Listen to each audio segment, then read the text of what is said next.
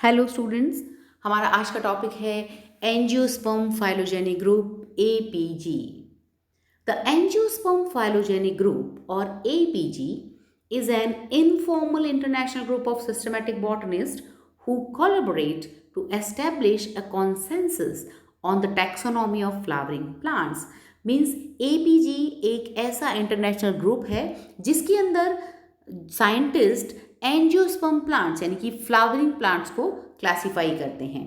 That reflects new knowledge about plant relationship discovered through phylogenetic studies. और इस classification का जो मेन बेस है वो जेनेटिक लेवल पर पौधों को स्टडी किया जाता है और उसके बाद एंजियोस्पर्म प्लांट्स का क्लासिफिकेशन किया जाता है। एंजियोस्पर्म्स, अभी हमने बात की कि एपीजी सिस्टम एंजियोस्पर्म प्लांट्स का क्लासिफिकेशन करता है। तो सबसे पहले ये जानना जरूरी है, व्हाट आर एंजियोस्पर्म्स। एंजियोस्पर्म्स पौधे किसे कहते हैं? द फ्लावरिंग प्लांट्स, ऐसे पौधे जिनके अंदर फ्लावर्स उगते हैं उन्हें हम एंजियोस्पर्म्स कहते हैं। Also known as magnoliophyta, the most diverse group of land plants. धरती पर पाए जाने वाले सबसे ज़्यादा डाइवर्स पौधे हैं जिनके अंदर सीड्स बनते हैं, फ्लावर्स बनते हैं, endosperms with in the seeds, और जो सीड्स हैं उनके अंदर एंडोस्पर्म प्रेजेंट होता है, and the production of fruits that contain the seeds are the distinguish features. तो इस तरीके के पौधे जिनके अंदर फ्लावर्स बन रहे हैं, फ्रूट्स बन रहे हैं, फ्रूट के अंदर सीड्स हैं, इस तरीके के जो पौधे हैं या प्लांट्स हैं उनको एंजियोस्पर्म्स की कैटेगरी में रखा जाता है। और इन एंजियोस्पर्म का क्लासिफिकेशन एपीजी या एंजियोस्पर्म फाइलोजेनिक ग्रुप के द्वारा किया जाता है। Before the availability of genetic evidences, angiosperms were classified using their morphology and biochemistry. जब तक जेनेटिक एविडेंसेस की जानकारी नहीं थी, जीन्स की जानकारी नहीं थी, उसके पहले जो भी क्लासिफिकेशन दिया गया वो मॉर्फोलॉजिकल कैरेक्टर्स और बायोकेमिस्ट्री के आधार पर था। मींस एंजियोस्पर्म प्लांट्स का जो क्लासिफिकेशन था उसके कुछ कैरेक्टर्स को लेकर के उनकी मॉर्फोलॉजी स्टडी की गई और बायोकेमिस्ट्री स्टडी की गई और उसके आधार पर क्लासिफिकेशन दिया गया था। But after the 1980s the genetic evidences were available and phylogenetic methods came into action। लेकिन जब 1980s के बाद जेनेटिक एविडेंसेस अवेलेबल हुए तो फाइलोजेनेटिक मेथड काम में लिया गया एंजियोस्पर्म्स के क्लासिफिकेशन के लिए। History of angiosperm classification. अभी हमने कहा कि जब तक जेनेटिक एविडेंसेस नहीं थे तब जो क्लासिफिकेशन थे मॉर्फोलॉजी या बायोकेमिस्ट्री के बेस पर था। तो जो एंजियोस्पर्म्स के क्लासिफिकेशन हैं वो प्रीवियस कौन कौन से हैं उसके बारे में हम बात कर लेते हैं। सबसे पहले है artificial system of classification on the basis of one और फ्यू कैरेक्टर्स ऑफ प्लांट्स। ये जो क्लासिफिकेशन सिस्टम था ये सबसे पुराना था और इसके अंदर प्लांट्स के केवल कुछ ही मॉर्फोलॉजिकल कैरेक्टर्स या कुछ ही आकारिकी अध्ययन की जाती थी, पौधों के कुछ पॉइंट्स ही स्टडी किए जाते थे और उसके आधार पर क्लासिफिकेशन किया जाता था पौधों का। तब आया natural system of classification, a large number of morphological characters. यहाँ पर मॉर्फोलॉजिकल कैरेक्टर्स की संख्या बढ़ा दी गई और बहुत सारे जो मॉर्फोलॉजिकल कैरेक्टर्स है प्लांट्स के उन सभी को स्टडी किया गया और फिर क्लासिफिकेशन किया गया, उसे नेचुरल सिस्टम ऑफ क्लासिफिकेशन का नाम दिया गया। Phylogenetic system based on evolutionary sequence as well as genetic relationship. फिर आया फाइलोजेनेटिक सिस्टम ऑफ क्लासिफिकेशन। इसके अंदर न केवल इवोल्यूशनरी ट्रेंड्स को स्टडी किया गया जबकि जेनेटिक रिलेशनशिप क्या है दो प्लांट्स के बीच में उसको भी स्टडी किया गया और उसके आधार पर पौधों को वर्गीकृत किया गया। वो फाइलोजेनेटिक सिस्टम ऑफ क्लासिफिकेशन कहलाया। तो इस तरीके से 3 क्लासिफिकेशन के सिस्टम हुए, artificial, natural and phylogenetic. Angiosperm phylogeny group. In the late 1990s, an informal group of researchers from major institutions worldwide came together and established APG. 1990 के आसपास बहुत सारे रिसर्चर्स ने एक इनफॉर्मल ग्रुप बनाया जो पूरी दुनिया के अलग अलग इंस्टीट्यूट्स के जाने माने बॉटनिस्ट थे और उन्होंने एपीजी की स्थापना की। एपीजी का जो मूल उद्देश्य या ऑब्जेक्टिव था that was to provide a widely accepted and more stable point of reference for angiosperm classification. Angiosperms का ऐसा क्लासिफिकेशन देना जो वर्ल्ड वाइड एक्सेप्ट किया जाए और स्टेबल पॉइंट ऑफ रेफरेंस उसके अंदर दिए जा सके. APG1 was published in 1998 as their first attempt in Annals of Missouri Botanical Garden. सबसे पहले APG1 ने अपना पेपर 1998 में पब्लिश किया. The initial 1998 paper by the APG made angiosperms the first large group of organisms to be systematically reclassified, primarily on the basis of genetic characteristics. तो APG ने जो 1998 में अपना पेपर पब्लिश किया उसके अंदर फर्स्ट टाइम जेनेटिक कैरेक्टर्स के आधार पर एंजियोस्पर्म्स के ग्रुप को रीक्लासीफाई किया गया और वो सबसे बड़ा ग्रुप था जिसको सिस्टमेटिकली रीक्लासीफाई किया गया था. Emphasized the need for a classification system for angiosperms at the level of families, order and above. और इस क्लासिफिकेशन सिस्टम में जोर दिया गया कि एंजियोस्पर्म को फैमिलीज और ऑर्डर या उसके अबव लेवल तक ढंग से क्लासिफाई किया जाए, रीक्लासिफाई किया जाए जेनेटिक कैरेक्टर्स के बेस पर. Existing system are rejected is because they are not phylogenetic.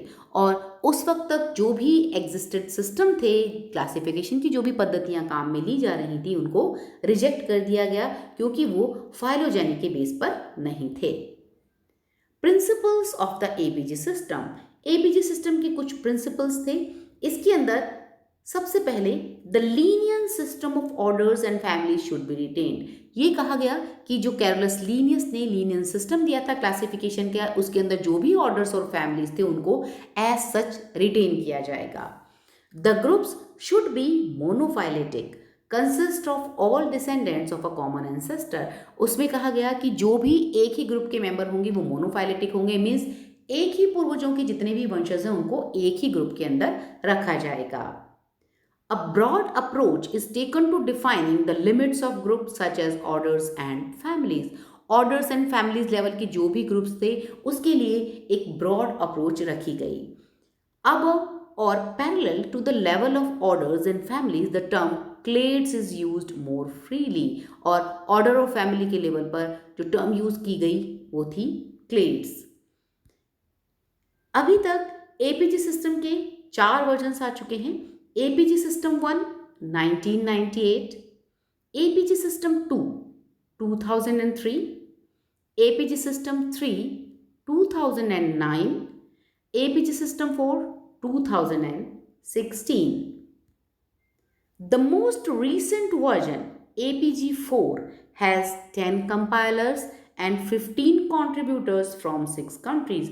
अभी जो लेटेस्ट APG सिस्टम 4 है इसके अंदर 10 कंपाइलर्स और 15 कंट्रीब्यूटर्स थे अलग अलग 6 कंट्रीज के.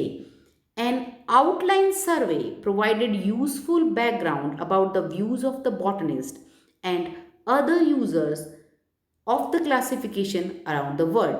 यहाँ पर ऑनलाइन सर्वे भी काम में लिया गया APG सिस्टम 4 को प्रकाशित करने से पहले, जिससे कि एक बहुत यूज़फुल जानकारी मिल सकी उन बॉटनिस्ट के व्यूज़ के बारे में और उन यूज़र्स के बारे में जो क्लासिफिकेशन सिस्टम को यूज़ करते थे.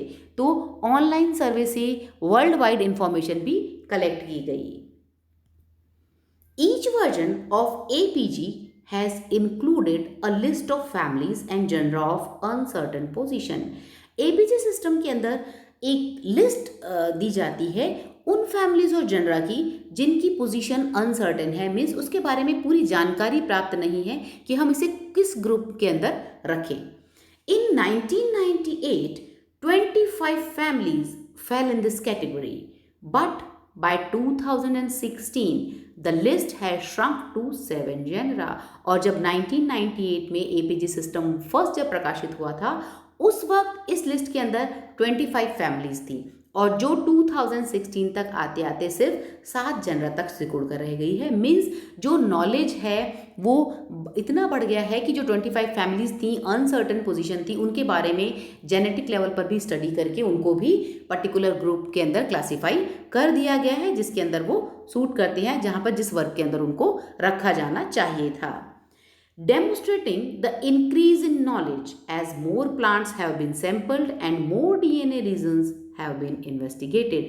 तो ये इस बात को प्रूव करता है कि जैसे जैसे हमने डीएनए जो सैम्पलिंग मोर सैंपल्स बढ़े हैं और डीएनए रीजन्स के बारे में जानकारी बढ़ी है और नॉलेज बढ़ा है, उसके आधार पर हमने उन सारी फैमिलीज़ को भी एक पर्टिकुलर ग्रुप के अंदर क्लासीफाई कर दिया गया है जहाँ पर उसे रखा जाना चाहिए.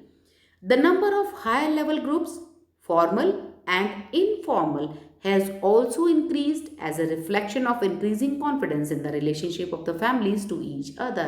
और धीरे धीरे ये जो ग्रुप्स हैं, चाहे फॉर्मल हो चाहे इनफॉर्मल हो, इनके बारे में फैमिलीज़ की जो रिलेशनशिप है जेनेटिक लेवल पर बहुत अच्छे से स्टडी करके उनको प्रॉपर ग्रुप के अंदर रख दिया गया है.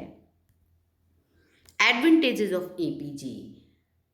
The genetic approach is more modern, precise and objective. जिस APG के अंदर जो क्लासिफिकेशन किया गया है, इसमें अप्रोच है वो मॉडर्न है, प्रिसाइज है मीन्स सटीक क्लासिफिकेशन किया गया है क्योंकि पौधों को जेनेटिक लेवल तक स्टडी किया गया है, एंड ऑब्जेक्टिव जो हमारे लक्ष्य या जो ऑब्जेक्टिव हैं उनकी भी पूर्ति करते हैं.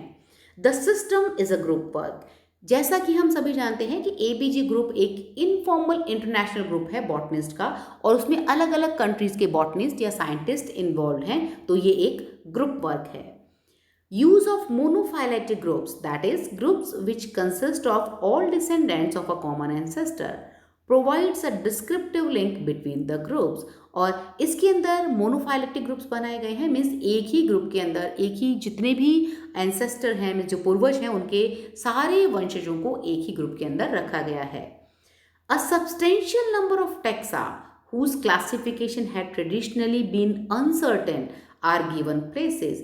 बहुत सारे प्लांट्स हैं जिनके बारे में जो ट्रेडिशनल जो सिस्टम थे हमारे, उसमें अनसर्टेनिटी थी कि कहाँ पर ग्रुप में रखा जाए, तो उन बहुत सारे पौधों को यहाँ पर एपीजी सिस्टम के तहत क्लासीफाई कर दिया गया है या वर्गीकृत करना संभव हो पाया है. आज हमने बात की एपीजी सिस्टम ऑफ क्लासिफिकेशन के बारे में, जिसके अंदर एंजियोस्पर्म्स के क्लासिफिकेशन की डिटेल हमने पढ़ी. Thank you so much. This is all about the APG.